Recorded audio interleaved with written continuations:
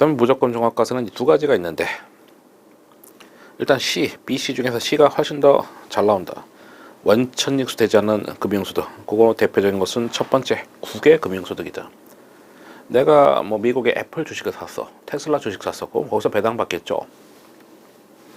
국외 금융소득은 원천징수 당하지 않는다. 그러니까 분리과세 개념이 없지. 분리과세 개념이 없으면 종합과세 되는 것이죠. 그럼 무조건 종합과세 된다.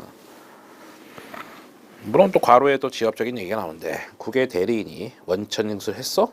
뭐 그런 거는 이제 조건부 종합과세가 된다. 조건부 종합과세가 굳이 말하면 원칙이거든. 대부분은 다 거기거든. 거기도 뒤에 보시면 조건부 종합과세에서 위에 나머지 위에 이해 금융소득이니까 걔가 굳이 말하면 원칙이라고. 위에 분리과세하고 무조건 종합과세, 걔들이 특이한 거예요. 그럼 다시 위로 가서 C에 국외 금융소득은 원천징수를 안 하기 때문에 종합과세 되는 것인데, 만약에 국내 대리인이 원천징수를 했으면 그럼 원칙적으로 종합과세가 된다. 다만 그렇게까지 어렵게 빡시게 안 낸다고. 두 번째, 국내 금융소득 중에서 원천징수하지 않는 금융소득. 야, 원천징수 해야 되는 거 아니야? 원천징수를 누락한 거지. 원천징수 해야 되는데 누락했다. 쉽게 말하면 실수했다, 삽질했다는 겁니다. 야, 그러면 종합과세 해야지. 원천징수 안 했기 때문에 분리과세 개념이 성립 안 되잖아. 그럼 종합과세 된다. 그 다음에 B는 뭡니까? 걔는 잘 안 나오는데, 출자 공동사업자의 배당소득 말했죠. 나하고 예를 들어 친구가 지분 50%씩 놓고 사업을 시작했다. 근데 내가 대표이사고 내가 혼자 일을 다 하고 있어. 친구는 그냥 출자만 한 거야. 그 친구한테 이제 이 회사가 돈 벌어서 배당 줬을 때 분배금에 대해서 출자 공동사업자 배당소득인데, 그런 거는 종합과세인데 걔는 잘 안 나옵니다. 무조건 종합과세다. 나머지는 조건부 종합과세고, 야, 이것만 해도 지금 토 나오는데 이런 것을 지금 4단계까지 가야 되기 때문에 우리가 소득세 전체에서 가장 어려운 순간이 지금 이 순간인 거예요. 맨 끝에 과세 방법 보시면은 금융소득 C하고 D 합쳤을 때 2천만 원 초과시 종합과세, 2천만 원 이하시 분리과세. 뭔 소리요? 무조건 종합과세가 있고, 그다음에 조건부 종합과세가 있다. 요 두 개를 묶으래. 묶어가지고 2천만 원 초과 합쳐서 합계가 2천만 원 이하야. 그럼 얘는 무조건 종합과세다. 말 그대로 종합과세. 대표적으로 국외 금융소득, 그런 것이 잘 나온다고.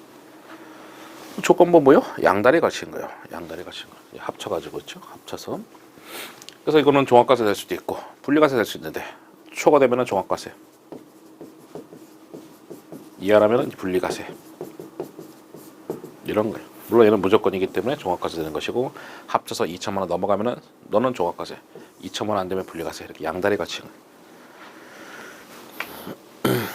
그게 2단계인 겁니다. 박스에도 써 있죠. C하고 D. 거기 A, B, C 할 때 C하고 D.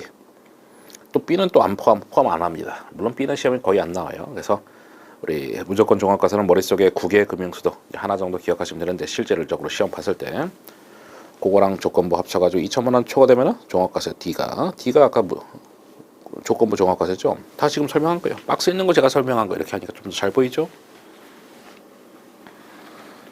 그럼 3단계로 가자.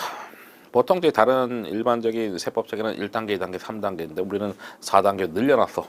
뭐 굳이 거기 있는 3단계를 넣을 필요 없었습니다만은 어쨌든 늘려놨어. 그럼 3단계는 이제 가볍게 봅시다. 그래, 무조건 분리과세는 뭐 분리과세 되는 것이고, 무조건 종합과세는 출자 공동사업자, 그다음에 원천지 되지 않는 금융소득은 다 종합과세인데, 출자 공동사업자의 배당소득은 기본세율 적용되는데, 그런 거 다 필요 없다.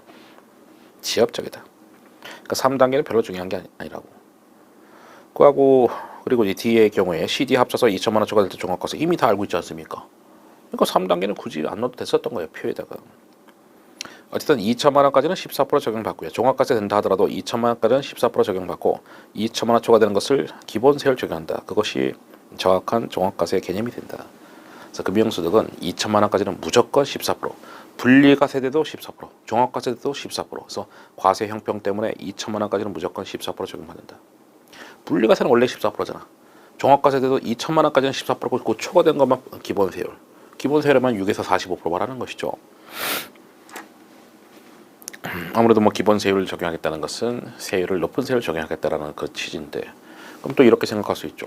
야, 기본 세율이 6에서 45%인데 그러면 때에 따라서 6% 적용받을 수 있는 거 아니야? 2천만 원까지는 14%인데 2천만 원 초과되는 건 6% 아닙니다. 나중에 또 뭐 금융 소득 계산하는 어떤 특례가 있어요. 저쪽 뒤에 산출세액 쪽 가면은, 뒷부분 가면은, 그때 되면은 아주 복잡하게 또 공부할 거니까 뭐 미리 그냥 뭐 생각할 필요 없습니다. 하여튼 2천만 원까지는 14%고 2천만 원 초과면은 이제 최소 14%. 결국은 최종적으로 그런 거야. 우리가 아직은 그 산식을 안 봤기 때문에, 그 내용을 안 배웠기 때문에 느낄 수 없지만은 2천만 원 초과되는 결국 금융소득이 굉장히 많은 경우는 최소 14%를 적용받게끔 하는 구조가 있는데, 나중에 뭐 특례에서 배울 거예요. 한참 나중에 배우겠지. 결국 3단계는 필요 없었던 거야. 물론 그 박스에서 2천만 원까지는 14%고 초과된 건 기본세율, 그거 하나는 챙기시면 되겠지. 나머지는 별로 도움되지 않는 박스라고. 4단계, 걔가 이제 기가 막히게 복잡한 것이죠. 그래서 박스에 보시면은 일단 뭐 보시죠. 본래 그로스업 대상 배당 소득에 종합과세되는 경우에는 기본세율이 적용되면 그로스업을 하지만은 14% 적용되면은 그로스업 하지 않는다. 그리고 두 줄 밑에 다음 순서로 구분한다. 해서 이자 본래 그로스업 대상이 아닌 배당 소득, 본로 그로스업. 뭔 소리요? 예제를 바로 이제 풀어야 이해가 될 것인데, 여기가 제일 복잡한 거다. 구성 항목이 요 순서로 금융소득은 이자 소득이 먼저 구성되고, 두 번째가 그로스업 대상이 아닌 경우, 세 번째가 그로스업 대상인 경우, 이렇게 해서 순서가 적용되고, 그리고 2천만 원까지는 그로스업 적용하지 않는다. 그로스업을 적용하지 않는다. 물론 금융소득 말하는 거예요. 그리고 그로스업은 배당소득에 대한 얘기겠죠. 예를 들어서 여기가 뭐 1,000만 원이고, 그로스업 대상이 아닌, 이거는 이제 배당소득 말하는 거죠. 여기가 뭐 300만 원이고, 여기가 뭐 2천만 원이요. 그로스업 적용되는 거, 안 되는 것들 뭐 몇 가지 있을 텐데, 그럼 좀 이따가 보는 걸로 하고. 야, 금융소득 2천만 원까지는 그로스업 하지 않는다며. 왜냐하면 2천만 원까지는 이제 과세 형평상 무조건 14% 적용받게끔 돼 있기 때문에 그로스업 따위는 없다라는 거예요. 1,000만 원, 300만 원, 그럼 700만 원 남았죠. 700만 원까지는 그로스업을 해주지 않는다. 이건 그로스업을 안 해주겠다는 거예요. 원래 대상 그로스업 대상 배당 소득이지만은 우리 2천만 원까지는 쭉 그로스업 안 해주겠다. 그럼 나머지 1,300만 원만 그로스업 되는 것이고, 그로스업 비율은 10% 아니겠습니까? 그러니까 사실상 1.1 때리는 거지. 그래서 요거하고 요거 더해서 금융소득이 계산되는 거죠. 이렇게 금융소득 한다는 거예요. 그거를 지금 4단계로 한 거고, 얘가 제일 복잡한 거죠. 그래서 금융소득 구성 항목은 이자부터 깔리고, 그로스업 대상 아닌 배당소득, 그로스업 대상인 배당소득 이렇게 하고, 금융소득 2천만 원까지는 그로스업 해주지 않겠다라고 해서 1,300, 그럼 700, 그래서 2,000까지는 그로스업 없어. 그러면은 이 중에서 1,300만 원만 곱하기 1.1 때려서 요것이 계산되고, 요거 계산되고 이렇게 다 더하시면 금융소득 금액이 나오는 거죠. 그게 제일 복잡한 거. 그게 4단계 전부입니다. 다시 한번 글씨를 볼까요? 본래 그로스업 대상 배당소득에 종합과세되는 경우에 기본세율이 적용되면 그로스업을 하지만은 14% 적용되면, 다시 말하면 14%, 뭐 2천만 원까지는 14% 적용받는다 했었죠. 금융소득은 2천만 원까지는 14%. 그래서 2천만 원까지는 결국 그로스업 해주지 않는다라는 거예요. 금융소득 2천만 원까지는 해주지 않는다라는 것이죠.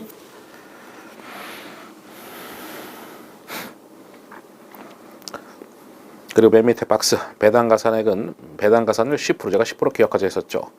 미니멈 하면 둘중 작은 거죠. 그래서 뭐 하나가 해당 하나 한도인데, 그로스업 대상 배당 소득이 굳이 말하면 요거로 치면 2천만 원 되겠지. 하지만 금융소득 중에서 2천만 원 초과분, 2천만 원 초과분이기 때문에 그래서 이제 사실상 1,300만 원이 있겠죠, 그렇죠? 1,300만 원만 해준다라는 것이지. 결국 2천만 원이 대상인데 1,300만 원 해준다. 그럼 1,300만 원 가지고 곱하기 1.1 때리면 된다는 것이죠. 1,300만 원 더하기 1,300만 원 곱하기 10% 나 1,300만 원 곱하기 1.1이나 똑같잖아. 됐죠? 네, 그래서 뭐 그거 공식 외울 거 없지. 요렇게 숫자 하나 딱 집어넣으면 바로 되는 건데.